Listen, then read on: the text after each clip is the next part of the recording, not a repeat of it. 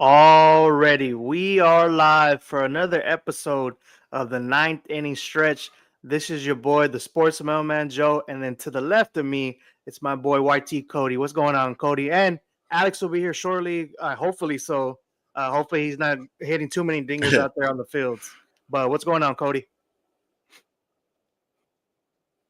What's going on, Oh, Cody? nothing much. Just been enjoying a little bit of this week of baseball, trying to catch games when I can. I know already see that I'm lagging. This is not good. Give me 1 second. Yeah, no, it's all good. Everybody, this Hey, is this is our first live tell him to get off the episode right Wi-Fi. now. This I'm is going to lagging. be our trial and error right now. I know in the past we have just pre-recorded everything and we wanted to see how everything was going to run. So unfortunately, you know how technical difficulties happen, but we have a juicy show. We're going to talk about torpedo bats. We're going to talk about the ups and downs of this first full week. MLB is a long, grueling season at the end of the day, and it's going to be interesting to see if this first week shows anything for the long run. What we're going to go over first off is the torpedo bat craze, because the Yankees, you know how the Yankees are. They try to be innovative any which way they can, analytics and stuff like that. They had a guy from MIT who was working for NASA come and be a hitting coach for them, and he was able to change the barrel of the bat and kind of balloon it almost so much, and somehow he was able to keep it within MLB regulations. And everybody's kind of up in arms about it. Like me as a Yankees fan, I'm okay with it because a lot of people say if you're not treating, you're not trying. But a lot of people, since they hate the Yankees a lot, they hate it. Cody, I'm gonna ask you, how do you feel about the torpedo back craze? Cody, can you hear me? Alrighty, well, Cody. Yes, I can hear you a little bit. My shit's fucking up. Now, what I was asking you, man, how do you feel about the torpedo back craze now with the Yankees and stuff? I like the torpedo bat stuff. As long as it's entertaining the fans and the people that are watching it don't mind watching it, and everybody can use it, then I think it's fair. So I mean, hey, if we seeing 15 bombs, I guess a night on a regular basis, hey, I guess that's what baseball will become. If the fans turn out to don't like it, I'll see the commissioner probably just take it back away or something. No, yeah, well, they're in league regulations of what the bat's supposed to be, the diameter of how the barrel of the bat's supposed to be, and Commissioner Manfred actually came out and said that he's okay with it. So him as a commissioner, you're trying to push innovation and trying to push your league to be a better league as a whole. And what better thing is than scoring more runs by the buttload, and the long ball. Chicks dig the long ball, like what they would always say in like commercials back in the day. So me, like, even if I wasn't a Yankees fan, which I am, it wouldn't matter to me, because something like this, it's gonna help the game out. It's gonna get people to watch it, and then it's gonna trickle down to different levels of baseball. You're gonna see it possibly uh, and like other, but well, not so much other, because they have the metal bats, so the metal bats kind of help out anyway. But you're already starting to see it in like triple A, double A, single A ball, and pro ball, and you're already seeing it amongst other players and stuff. I saw Ellie De La Cruz almost hit one out of Great American Ballpark the other night in Cincinnati, so it's crazy. So it, it Yeah. uh it's gonna be interesting to see how that torpedo back craze keeps going on, because another thing that I want to see is that players who don't have as much pop. I've been seeing Volpe and Trent Grisham. He's already hit a couple home runs already, and I don't know how much you look at that, because some guys' numbers might get ballooned up because of these bats. And is it going to be so much of the bat, or is it going to be so much of the player? Right. Yeah. No, I see what you're saying. I also do wonder, is this really just a scheme to get where Aaron Judge can or somebody breaks Barry Bonds' record? Well, Is well, that well, the what thing this with is that, all a about? lot of people don't even realize, though, Aaron Judge is not using the torpedo bats. A lot of people are like, "Oh, Judge is using it. Judge is using Oh, it." is It's he? funny. It's funny when I see them talking about torpedo bats. They're always showing Judge, and Judge is not one of the guys that's using it, and he's still raking bombs. I think he leads the league with like 5 or 6 home runs already, and he leads the league right now with runs batted in at like 17, 18. So even with that, without the torpedo bat, bro, he is just raking right now. I don't know if he's on a mission or what to like kind of get that stigma off of him about him how he played in the postseason and him not having Juan Soto. You know, I feel like he's coming for blood this season. But Did he comment on why he doesn't use it? he just said that the way his bats feel to him is just more of his sweet spot and stuff. I think, you know, certain players just have certain things and stuff, and that's how he feels and that's how he, you know, likes to play the game. Like I remember, it's just like, you know, in football, I don't want to talk about football here, but Milton, his quarterback, Tom Brady, how he got in trouble for deflating footballs is just some guys like to deflate the football a little bit, and that's just how they grip the ball and stuff. You know? That's rough. The ball boy did it. Tom is innocent. You know, regardless of the fact they always go to the quarterback before the games usually with their footballs, and they'll either, you know, add more air or deflate it. And there's like, oh, this is how I like to do it. You know, maybe Aaron Judge just likes how his bat is, and maybe because those bats kind of look a little funny whenever we look at it. Do. You see like the little like looks like a bowling part pin of the bat, and you can see the difference in it, and it's just a crazy. I like it though, regardless if it's bad or good publicity for baseball. It's publicity nonetheless, and it's getting eyeballs to the game. It's like, oh, okay, he's using this kind of bat. Well, does this even change how he is? Because usually he's only batting like 250, 260 maybe, and hitting maybe 10, 15 home runs. Let's see if it like really does a difference. So I want to see towards the later end of the season how it's going to affect numbers, you know? Okay. Yeah, but moving on, man, it's only week 1, but there's already some teams that are having big letdowns and surprising us big time. So I'm going to ask you, Cody, who are your biggest letdowns right now? It could be a team, or it could be a player, or it could be teams in general, our players. For me, it would have to be my own Astros. They let me down a lot. Just can't get the bats going, can't get scoring. Yeah. Like 7 of our last 9 games, it's like 3 runs or less, 1 run, 2 runs. You know, we can't be doing that. And especially not with the pitching we have. Our pitching is slacking. We're giving up too many runs to be not having active bats. And Jose Altuve can't be the only one doing his job. He's batting out of his mind, leading off batting like 360 or something. But he can't be the only one doing that. Do you feel it's just because I remember last year they kind of struggled out the gate, and throughout the season they were kind of up and down. Do you feel this is just the Astros kind of like weathering the course, you know, and it's just like, all right, let's just make sure we stay healthy, and as long as we're hitting our stride in like July and August, we'll be okay? Or do you feel it might be something to look at down the line? I think a little bit of both. I feel like, yes, the Astros could very well be on a slow start again. They do that as of previous years. But at the same time, something in the air just doesn't feel the same. And the Astros do look like they have lost a little bit of that juice. And that's what I'm just not seeing. Yeah, so let me ask you this, Cody. Do you feel like I hate to like be switching sports here yet again? Do you almost feel like how it feels with the Warriors right now, like with the Astros? Like you kind of start losing guys from those championship years, and now it's kind of like you still have Altuve, which is like y'all's Steph Curry, but now you're kind of losing. You're losing Klay Thompson. You're losing other guys around him now, and it's now like he's not Superman. You could still see the Superman in him, but it's almost coming down in a sense. I'll be honest, absolutely not. I wish I felt as good as Warrior fans feel about the Warriors. You know, we had a cool run. We definitely didn't have a Warriors run. Well, you get my logic though now. Like, you know, some of those guys that were on the championship teams or championship runs, and now they're gone now, and it's like you're expecting these younger guys to step up, and hopefully they have enough to do that. You know. Yeah, I think Steph Curry though is Steph Curry's still at the top of his game. He still might be the best. That's how I feel like Altuve is. At the end of the day, he's still raking. He's still doing what he needs to.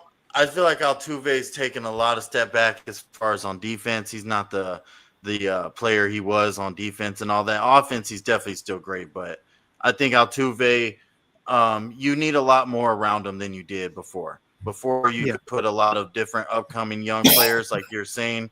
Now I feel like they need another star. Yeah. Okay, I see that. Alrighty, what's going on, Alex? Were you hitting a bunch of dingers out there, man? Dude, I don't want to talk about it. I rounded Triples. third. I hit around the third, and I heard a pop. I was like, Oh man, don't tell me you're over there trying to take the catcher out at home plate. and now I'm trying to get back into my playing form. I don't know if you guys know that, but I popped my knee in November.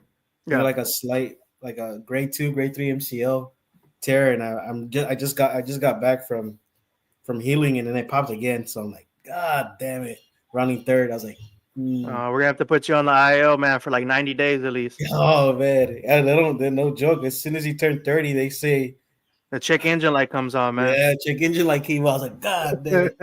No, but what we were talking about right before you came in, we were talking about like biggest letdown so far. Like I know it's only week 1, but any player or team that you're kind of surprised that aren't producing so far. Yeah, well, we know that Devers was real vocal during. Yeah, I don't know what's going on with him. He was real vocal about being the number 1 third baseman, and the way he's been playing, kind of feel bad for the guy. Just that he opened his mouth and you expected more. Yeah. Good thing that the Red Sox are able to got some bats around him, but dang, dude, I had no. I mean, I figured that Alex Bregman was going to be the guy, but I like you're DHing and you have to rake. That's your job as a DH, and another kind of letdown so far. I know it's kind of crazy to talk about letdowns in 2 weeks. We don't have a lot of ABs, but Alvarez from the Houston Astros too he needs to kind of pick it up. I know I heard Cody talk about Altuve being the only guy right now to rake, but yeah, Alvarez needs to start picking up because some of us kind of had him in their MVP talks, and I had him as one of the dark horses too. So he needs to pick it up. And then the team, I think everybody's thinking about the Atlanta Braves. I get it. The tough schedule, but you got to split a couple series. Yeah, to be 1-8, if I'm not mistaken, this early in the season, it's crazy. And by all means, when we look at their roster, it's like, how is this team underperforming this much? And it's just mind-boggling to me because, like, even the White Sox are playing better than what the Braves are doing right now. And everybody thought the White Sox were going to be yet again the worst team in the league. Yeah, I saw. I mean, Austin Riley. He needs to start picking it up. Olsen also, but the thing is, Olsen is getting on base with walks, even though his slugging's kind of been down. But yeah, those are the 2 main guys that need to start coming back because Olsen's a 35 plus home run hitter. Yeah, Austin could be in the 20 range, low 30s, and yeah, they need to start picking it up because the NL is starting to look like force to be reckoned, and that last wild card spot does not. There's a lot of good. I mean, long season. We're only 2 weeks in. But to start off, this bad at the beginning of the season, on a meter from 1 to 10, how worried would you be as a Braves fan? And I know you're not a Braves fan, or just like looking at the Braves in general. So, I was already panicking for the Cubs to start 0-3. Yeah. I would be extremely panicking because the Phillies don't look like they lost any stride. Yeah. Well, what I was talking about with the Phillies though, Lazard, man, you could see he's going to be a force to be reckoned with in that rotation.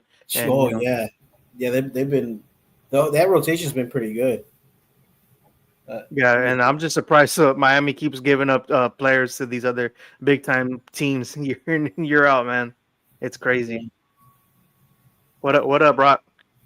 But what I was gonna ask y'all, there's 2 teams that everybody was kind of wanting to see if they were gonna be good this season. Was Pittsburgh and Cincinnati. There were a lot of 2 teams that were being looked at as possibly dark horses, especially in that division. The NL Central, I feel like, is a division that a lot of people said it was up for grabs. what? But I'm gonna ask y'all both. Who is more in trouble? The Cincinnati Reds, which I think they're 3-5, or the Pittsburgh Pirates, who are 2-7? Alex, I'm gonna ask you that first. All right, so this is where my Cubbies play at. Yeah. If I'm the Pittsburgh Pirates, I'm a fan. I'm not too worried because um, you're not expected to do much this year. The Reds, they're kind of been up and down, and this is their year to kind of pick it up. You got Ali De La Cruz, Yeah. going to be one of the guys to be talked about in the MVP discussion this year. You're thinking about 30 bases, 20 home runs, maybe 30 home runs if he gets the bat going. But yeah, the Reds need to start doing something because Milwaukee, you don't know that much. Milwaukee's always up and down. Yep. Chicago coming from their second season of 83. Cincinnati needs this is their year to show. Yeah, to kind of jump on some teams because you get Terry Francona, you make a couple moves, Gavin Lux, Jose Trevino, you trade for Brady Singer, so they're kind of seeing moves that like, okay, we're trying to compete, and that's why I'm kind of surprised with both of these teams because the way Paul Skeens came into this season, he's kind of like he's blaming it himself. He says we can't blame the brass, the coaching staff, and as a guy you want to lead the franchise. I'm kind of happy about that, and Cody, I'm going to ask you between those two teams, what do you think is more of a letdown, Pittsburgh or Cincinnati? I would like to agree mainly what Alex said about Cincinnati just had more expectation than Pittsburgh preseason, and the main thing with Cincinnati I see is how they lose. Yeah, when they win by 5 points plus. They have a great game. The whole team's doing nice, but when they lose, the whole team looks bad. So they get highs and lows. The Pittsburgh Pirates are going to be high and low, but the Reds have super lows and then super highs, and it's even more exaggerated. No, yeah, for sure. And then another team, we talked about them a couple weeks ago. I'm gonna ask y'all about this. Should we just give up on this team? I know it's early, but the Seattle Mariners, man, starting out 3-6 with this team, and you know how I'm just upset, like the way Julio Rodriguez is with Rosarena, all these guys they have on this roster, and it's still like, when is it finally gonna get together? Well, yeah, I think it was yesterday. It looked like Rosarena and Julio kind of got mixed up in the outfield, and that's Julio's ball as a center fielder. You call off, or it's your ball. It looked like he called for the ball. Rosarena was pretty close, so Rosarena just let the ball, like he let it for them, and it looked like Rosarena, like he's still a good player, and he is not gonna want to be there in Seattle. If he knows he can help a competitor. It's crazy. I remember a couple seasons ago, him with the Rays, man. He was looking like Superman when he led that team all the way to the World Series. And now we don't really hear about him much in Seattle. Maybe you get forgotten about because it's in the Midwest. They play late. A lot of teams you can't really see them as much because us, like if their games are on here, it's like 9:00 at night. And you're watching the game all the way until midnight. Depending on how your sleep schedule is, you don't get to see them as much. But I'm almost to the point where I want to get off that train with them and just be like, bro, this team's never gonna get it together. Well, Rosarena right now just saved them right now. Yeah, don't get off the train yet. The reason you don't want to get off the train yet is because the division fucking sucks. Okay. From top to bottom, there's not really a real contender. It's just the past couple of years, you see the glimpses when they're leading the division, and then they end up just falling off the hill wagon, whatever you want, the mountain. Because last season I think they were up over your Astros. I think maybe like 8 games. Yeah, and they just collapse, and that's why I have like a bad taste in my mouth from last year seeing them. Because whenever I watch baseball, I don't just look at it as through a Yankees fan lens. I'm looking at like the love for baseball. Like when I watch baseball, at the end of the day, like I love watching baseball. Like if there's a game on with like a guy like Julio Rodriguez or like guys like that, I want to watch the game. I want to see how they play. I want to see how they do the little nuances and stuff like that. Gets me like interested. That's how I've always been.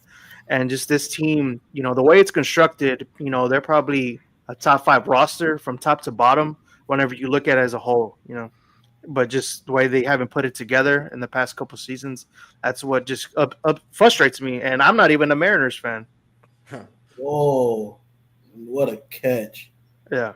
But Alex, I'm gonna ask you this because you hopped in a little later. How do you feel, man, about torpedo bats?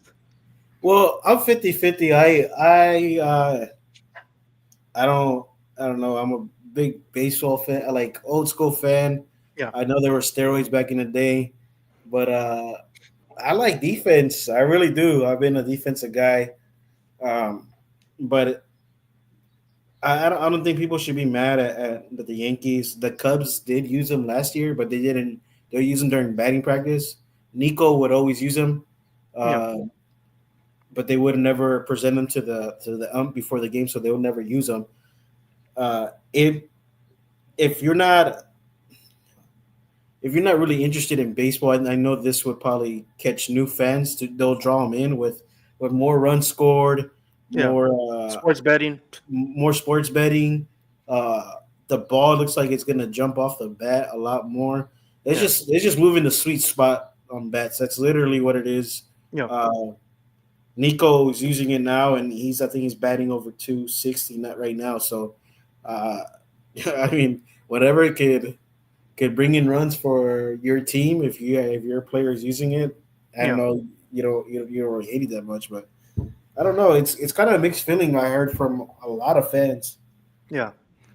I just think if it was like maybe the Cubs or like teams that are like more liked, because at the end of the day, the Yankees are like either you hate them or you love them. At the end of the day, I feel like a team like that, like if the Cubs were to do it, other teams, that are well liked, I feel like it would be okay.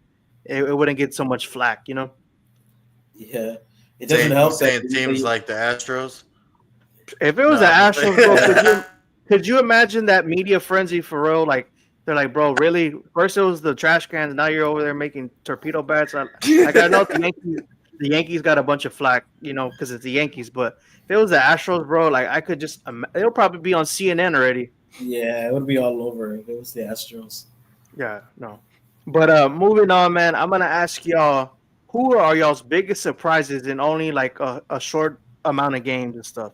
What teams or what players do you feel like? Cody, I'm going to ask you first. Really, my personal biggest surprise is actually how good Kyle Tucker's been for the Cubs. Just in general, like I didn't expect him to be batting this good. This might be like the best I've seen him start a season out ever. He's on fire, and it shows like he's able to lead the team. I had a question about that, is how much he would be able to be a leader. And it looks like he's going to be able to lead, the right way for the team. And so I like it.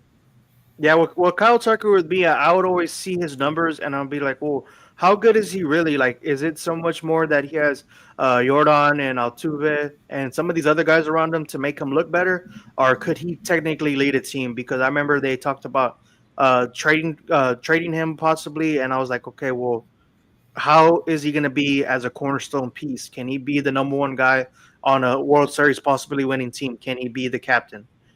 So moving forward, hopefully it keeps going, because we've seen it in the past. Like the numbers show he can, but can he do it? As the lead guy.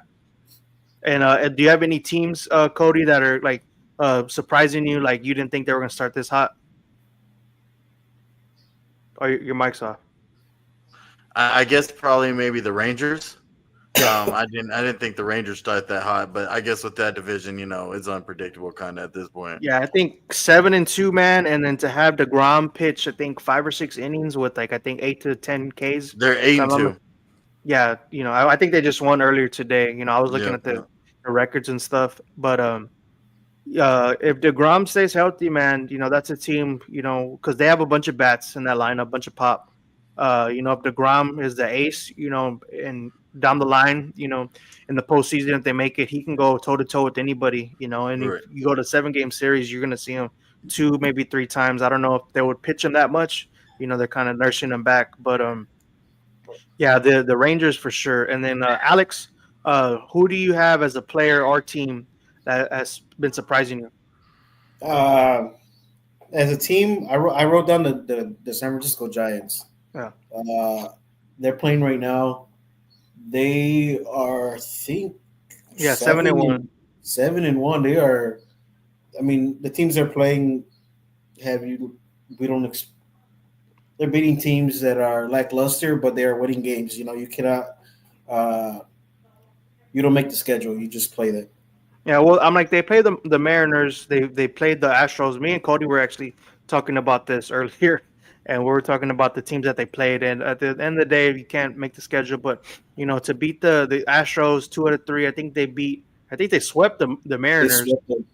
And so those two teams are teams that a lot of people were talking about being playoff teams. So when I was looking at this, and I remember whenever we started, one of the guys I talked about was Willie Adames, and he's a guy I was wondering how he was going to do in a bigger market because, Milwaukee is not the biggest market in the world, and San Francisco, by all means, is a bigger market compared to the other Californian teams. Maybe not as big, but him going there, man, kind of they've been trying to get a star. He's not a full-edged star, but I feel like he is filling the mold, and he's becoming that guy we've been seeing over the past couple of years, going from Tampa to Milwaukee to there, and he's been like a big key. And then Logan Webb, man, he's a good pitcher. And then what's his name? Cody was talking about the Rangers. Nathan Eovaldi has been pitching pretty damn good. He was one of the guys that we talked about if Texas could get back healthy. Yeah. Let's see what they could do. Their team looks pretty healthy right now. Him and Jake Lehner is their pitching stat right now is pretty damn good.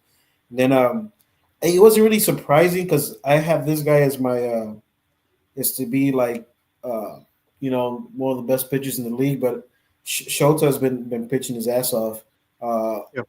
ERA under 1, and I think 3 starts. So hopefully keep it up, man. Our bullpen is trash. So Yeah. we need our starters to go the distance, and if he could go the distance every damn game, he gets on or he plays 6-7 innings. I know that doesn't happen as much, but that'll help our bullpen out a lot, so that way we don't have to use them. No, yeah, for sure. Another team I wanted to talk about was the Angels. The Angels, man, 5-3. A lot of people thought they were going to be one of the worst teams as well, and for them to be doing like decent, like over 500 is mind-boggling to me. After losing Ohtani, Mike Trout, has never been healthy over the past like 5-6 years, and then for them to be okay. When I was I was going through the records and stuff, and I'm like, okay, that's really surprising to me. 100%. Giants just won on a walk-off. Oh wow. Yeah. This is what the Angels do though, Joe. They have a good, For the past 80, couple seasons, 80 man, 100 games a year. They barely make playoffs. Mike Trout gets hurt and they go home first round. No, but what like there's been no expectation, especially after they lost Otani, and Mike Trout has been up and down for the past couple seasons. Yeah. And I'm looking at I know it's maybe an overreaction out of my part, but I'm looking at them being 5-3 and no expectations whatsoever. I'm like the White Sox. I'm making a big deal out of the White Sox. They're being like 2-6 right now in the way they've been playing. So I'm looking at the Angels and they're 5-3, and it's just like wow. Like I didn't think they're gonna be good at all. Yeah, you weren't the only one. Whenever I was seeing like how they've been playing and stuff, and like, damn, they got a lot of youth in Trout. Like one of their guys that he got drafted this past year, and he made the big league. He didn't go to AAA, nothing. Like he went straight to the pros. It is crazy. Like I wish some guys, that you could see that they have that potential can just go straight to the big league club. Why not try to see what you could do now? But I understand they do that to hinder their contract and career earnings. But that's another discussion. But yeah, the Angels, man, to me. Is one of those other surprises. The 3 teams I had wrote down were the Giants, now 8-1, Chicago Cubs at 7-4. I don't know if their game has finished from earlier or not yet. And then the Angels, these 3 teams, for sure the Giants and the Angels were not thinking about like possibly starting off strong. The Cubs were kind of like, are they going to take that next step? You know, with the acquisitions that they made to be a contender. But Yeah. moving on, man. So this is going to be the final inning of the ninth inning stretch. So we like to do this at on the People's Debate whenever we in football season. You're not your average Joe's top five. So Alex, I don't know if you had made a top five list, but can you Yeah. give me your list from 5 to 1? Yeah, I had to move it around now that some games changed because so Well, I you at could number, just, like you don't have to necessarily look at it as a record. Just you could just say, oh, this is yeah. from 5 to 1. So at number 5, I got the Texas Rangers. Okay. At at number 4, I got the New York Yankees. Okay. Mhm. At number 3, I'm sorry, no, I mixed up. I put an extra slot for Texas. Texas at 6. Honorable mention. Honorable mention. Go. The Yankees at 5. Giants at At 4. 4. Okay. The Cubs. Yeah, I'm a homer. Might be a homer. I got Chicago at number 3. The way they beat San Diego. And then they split with Arizona, and then they swept Oakland. At number 2, I got Philly, and at number 1, I got the Dodgers. Okay. And Cody, what's your top five, man? 5 to 1, please. All right, my number 5 through 1 is all the Dodgers. No, number 5 is 5. gonna be the Chicago Cubs. I got the Chicago Cubs squeaking in at 5. At number 4, I got San Diego Padres. Joe helped sway me with that one. I agree with him there. At number 3, I got the Philadelphia Phillies. At number 2, I still got the Yankees, and number 1, I still got the Dodgers. Okay. My, So my why top do you? 3. Yeah. So why do you have San Diego kind of at 4? Like, why do you kind of have them down? You think that's down? Yeah. Like the way they started off, man. I feel like they started off really hot. Besides the Dodgers, I feel like they're probably top 2, possibly. But I just want to see why you have them at 4 compared to some of the other. Um, Like the Dodgers, I see why the Dodgers are at 1, but like from 2 to 3. Well, I just couldn't have nobody crack my top 3 yet. I still feel like rather it's just early in the season or Yeah. whatever, the Yankees, the Dodgers, and the Phillies are going to be my top 3 until they just start playing really bad where I'm like, oh, okay, yeah, you're not that team anymore. I still Yeah. feel like those are the 3 best teams in the league. Okay, no, I could see it. I could see it, man. But for me, my top five is number 5. I got my Yankees at 5.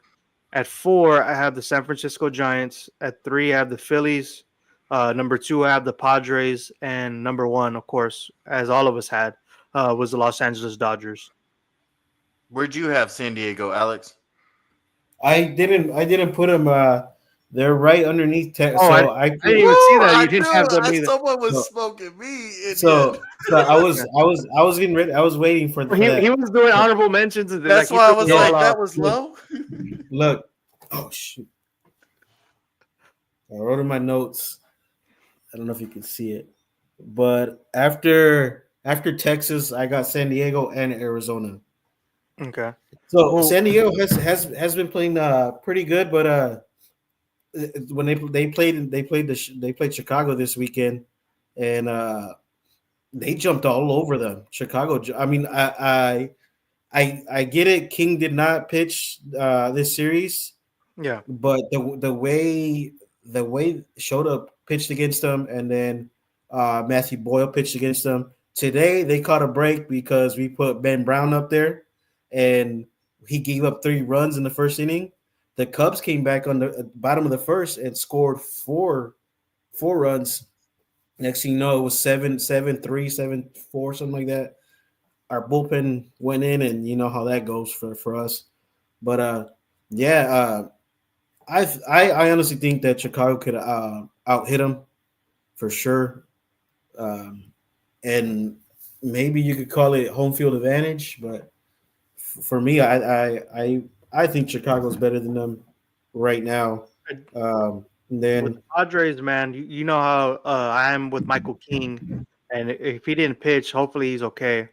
But I just see them, besides the Dodgers right now, they're the second best team. And from Tatis, the way he's been playing, he's finally got his act together. And if he's fully invested, he's the top 5 player in baseball. And I just feel like with the Padres, man, they just need to get over that hump, which is the LA Dodgers, man. And if anybody could do it, I feel like they could do it possibly in that league. And with the Cubs, I had them right at 6. Whenever I'm like looking at it, uh, their bullpen scares me a little bit, but I know it's really early. Throughout the year, Craig Counsell is going to figure out how he wants to set everything up. And Shada, the way he is at 1, still, I don't know if he's pitching right now. I just want to see more fluidity throughout that rotation for me. When I start seeing that, then I can start getting more higher on the Cubs because their offense, it's going to be able to put up numbers, But then too, depending on who they're getting pitched against, that's where I want to see how they're going to do in the future. I got a question for both of y'all. Who would you which lineup would you be more scared of, San Diego's or Arizona? San Diego. You think so? Yeah. What were you saying? Say it again one more time. San Diego or Arizona's? I think. I mean, Joe, you would know too because your team played against Arizona. Yeah. Well, me, I was more pissed at that because the way Aaron Boone handled the bullpen and stuff, not bringing in Weaver when he was supposed to, and he didn't bring him in. Let the guy walk a couple batters, and then the guy he didn't pull him out for Eugenio Suarez, and he hits a grand slam to go up, and I was Suarez is his bad. I don't know what it is with him with bases loaded, bro. Like he's one of the craziest guys with bases loaded ever. Man. During the series, that was one guy that I was like, "Fuck, pitch around him." And I think as far as yesterday, before they played today, 5 home runs and 11 RBIs already. Yeah, him on the plate, man. He's lethal with that bat. He's one of the, I think, top 10 home run hitters in the past like 5-6 years, and it's crazy to think that you don't hear about him as much because he's bounced around a little bit. Now he's been with the Diamondbacks the past 2 or 3 seasons. So you're kind of maybe seeing it a little bit more with him because the Diamondbacks have turned it around. But I'm more scared of that pitching stuff. That's why I was really high on them. Zach Gallen and the way Corbin Burns, he was pitching good. Some of those torpedo bats got the best of him, but you could see why I was really high with Gallen and Burns and why if they just get a couple runs, they'll be more dangerous. But the lineup, I would give it to the edge of the Padres. I'll be the other way. My team has played both of them, so I'm like, I would have to give the edge to Arizona. But I could see it. I mean, Manny Machado is still dangerous hitter. Yeah, it's Cody, the question is always for San Diego is we know they have talent, but how serious do we take them in postseason play? Seems like they always let us down when it comes to that. Yeah, no, the way Merrill and Tatis, they already locked him up. It's crazy. Let me ask y'all this: are you happy a lot of these younger guys are getting locked up to deals already that haven't even been in the bigs that long? Like Jackson got it. A bunch of guys from the Red Sox got it. I forgot where else some of these guys got their deals from, and it's just like, wow, like I'm glad that they're getting their money now rather than having to wait, till they're like 30, because some of them are like 25, 26 coming up to the bigs. Then they got to wait like 5-6 years to barely get a contract, which I'm kind of surprised. A lot of these franchises are just trying to lock these guys up now rather than later. Wow, that's called baseball money. Yeah. Yeah, Cody, how do you feel about the saying is money? Yeah. What's that? Yeah, Cody, how do you feel about some of these moves? I like it. Hey, give them the bag. And I like it also for the loyalty of the sport. It locks up a player and it doesn't induce that I want to switch teams every year thing. No, yeah, for sure. But fellas, do you have anything you want to say? Let us know where we can find you at. Alex, let me know where we can find you at, man. I really don't get on social that much, but you can find me on Insta, um, Alex _ De La Cruz _54. Yeah. My son's starting to play t-ball, so you will probably see more pictures of that. Oh yeah, man. You got to put him. You got to put him in there, man. Get him ready for the $600 million contract. Like, come on, son. Take us all out, and let us become rich. Yeah. And Cody, let us know where we can find you, brother. You can find me on TikTok at YT Cody. Also, you can find me with Joe as well on the People's Debate as football season gets kicked back up. I'm sure we'll be on there. Alex will be on his Poodle Pinchy Sports, and we'll be doing some collabs, I think, and smoking them on some trivia again this season. No, but I know we're actually gonna have like a mega cast, if you want to say, coming up for the NFL draft. So all of us are gonna get together. So if you like football as well, if some of y'all just love baseball, continue to watch us. The Sports Mailman's here, every week delivering the goods. But we're also gonna be doing a live stream, ultracast, whatever you want to call it. So the Poodle Pincher Sports guys and the People's Debate guys are going to be doing round 1 of the NFL draft coming up in a couple weeks. So tune into that. Tune into the 9th inning stretch. Tune into all of our content, man, because it's almost like a full brotherhood. With even the Drop the Mic podcast as well. So we're everywhere, man. We're kind of branching out, trying to become a big conglomerate. Hopefully somebody sees this and signs us to millions and millions of dollars, and we could just talk baseball and all kinds of sports and relax. But don't roast my guys at the draft night. We did that draft thing. Yeah. And one of our guys picked Troy Franklin from Oregon in the first round. I'm like, what are you doing? No, I was coming in on that, but we actually did a redraft of 2020. It was crazy. I think you're in it. And we were going back and forth and stuff. But if nobody else has anything to say, our producer Milton's in the back somewhere. But y'all have a great day, and y'all chill out. Have a nice day.